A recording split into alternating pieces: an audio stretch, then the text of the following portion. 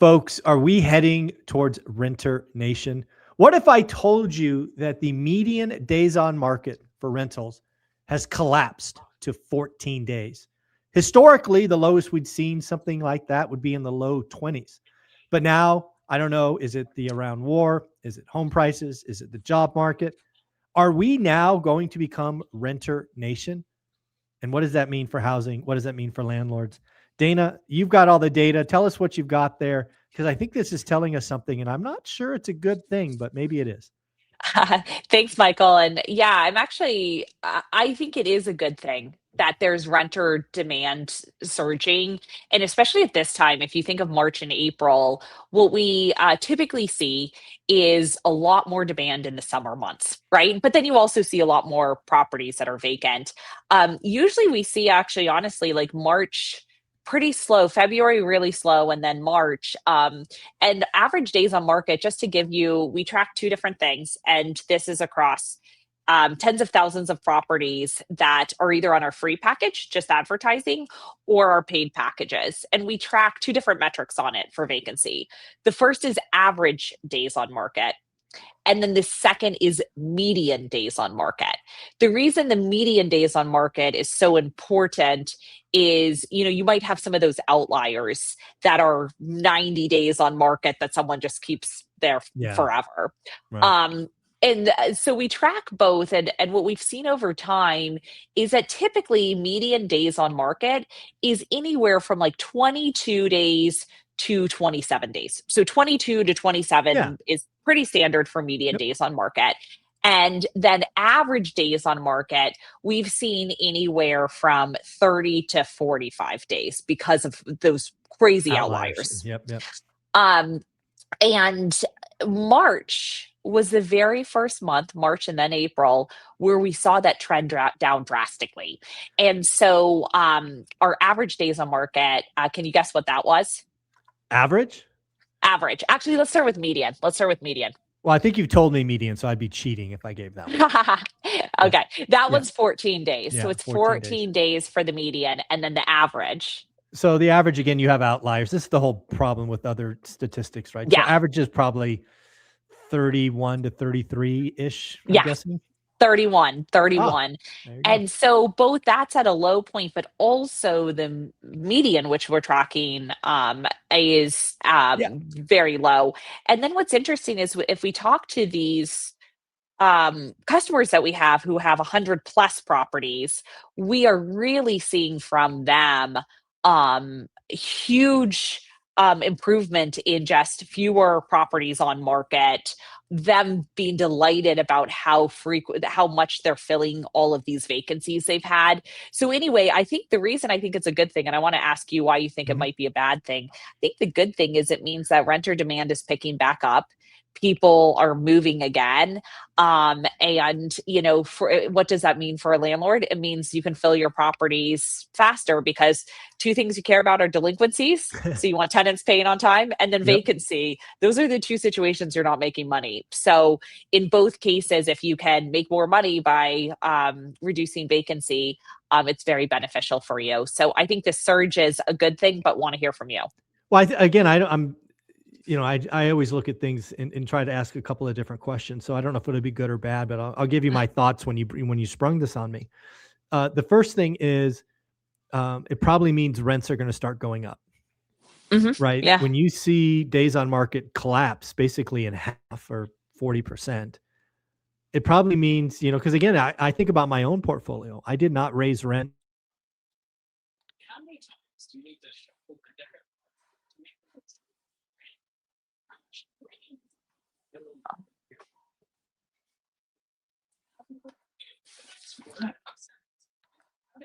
Why?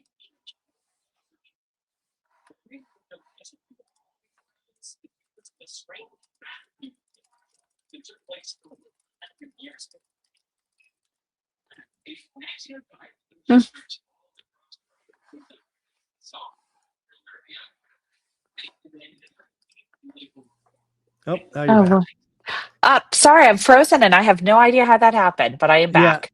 Yeah, you're back. Are we still? Oh, I guess we're still recording. Oh, okay. All right. Well, hey, we'll just see what happens. So again, I don't know Yeah. where we were.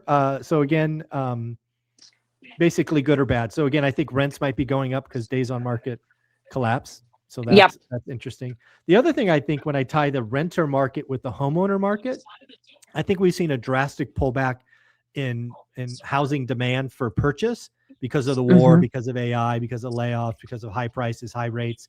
So that probably Yeah. makes sense, that rental demand. But I think as I play this out in my mind, what I think this is telling me is we saw about a 3-year period where people were doubling up, right? Families were staying together.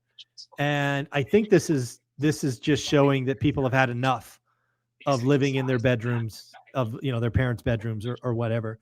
I have no statistical evidence of that, but that's just what it, because again, I've been studying humans, consumers, for 30 years. Yeah. And we can do uncomfortable things for a little while, and then we just go, we got to live our life. Yeah.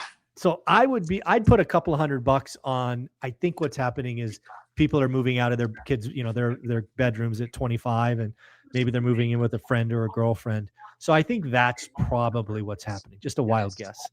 Yeah, I'd have to think something like that would impact this more. I know with the war, you talk about homes and are people purchasing and what has it done to the market, but I don't think that has impacted it as much, at least from my perspective, more so than what you're saying of what is happening locally. Mhm. And then also, I think there was probably some COVID effect there that is still even 3 years after, Yeah, where you're right, you can crazy. be uncomfortable or whatever, but then suddenly it goes back to the norm of living your life, becoming a grown up, all of that. Yeah, I really think that's what's going on. And again, if that happens, again, if we continue this trend, March to April to May to June, Yeah, landlords are going to be having a good time. yeah, Right. yeah, Landlords will totally. be raising rents, and again, if we still like this renter nation thing is something that really bugs me, because again, I'm here to be inspiration. I want people to get wealthy. I believe you have to own stuff to get wealthy. And for most people, that's their home, right? That's at Yep. least one of the anchors. And it bothers me that renter nation is even a talking point, but it might happen. Yeah, it actually really has happened. I can't remember the exact stats, but it was talking about, most people when they're 30, this was, 20, 30 years ago, majority owned a home. And, now it's like 36% or something insanely low that Right. actually does. And so I do think it is, to your point, renters nation. And I think that is almost here to stay, also because of remote work and people saying I could live anywhere and not quite ready to settle down. Yeah. People are having kids later, right? Yeah. So you're Yeah. having kids later. Yeah. Oh, sorry, go for it. No, No, go for it. I think you're on. I mean, if it's a life choice, like Mhm. I don't want to be tied down, I want to be this free bird that goes all over. God bless. Good for you, right? Do you? But if it's, hey, I can't afford it, I can't save money, I can't do this, like that just bugs me. Yeah. Yeah, here's my prediction on it, or my hypothesis, I should say. I think the first thing is people are having kids later in life, Correct. and it's really kids who settle you down. You can't change school Yeah. districts. It's completely inappropriate to change school districts every single year, right? Yes. Yeah. But Yeah. before that, you have this kind of fantasy of being like, maybe I'll live somewhere else. I'm in the I'll go city, to but New maybe York and then I'll go I'll go to New here. York, I'll go to San Francisco, I'll go to LA, maybe I'll go Yeah. to Costa Rica, who knows? And so because of that, the whole home ownership has just been pushed, because you don't get serious now until 35, 36 of, okay, Yeah. now I really do need to settle down. So I think the renters nation, I honestly think it's here to stay. I don't think we're going to see that trend of home ownership in the late 20s and 30s. I don't foresee that coming back, of the dream of home ownership. I think kids are a forcing function Mm. to actually settle down.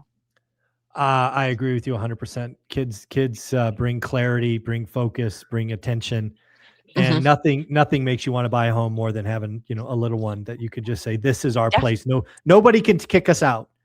Yeah. So But that, before then, people have dreams of living somewhere yeah, else. Everyone always thinks, "Oh, I would love to live on the water. I'd love to live here." And so you really don't. So I think the renters nation is here to stay, at least the trend that we've seen.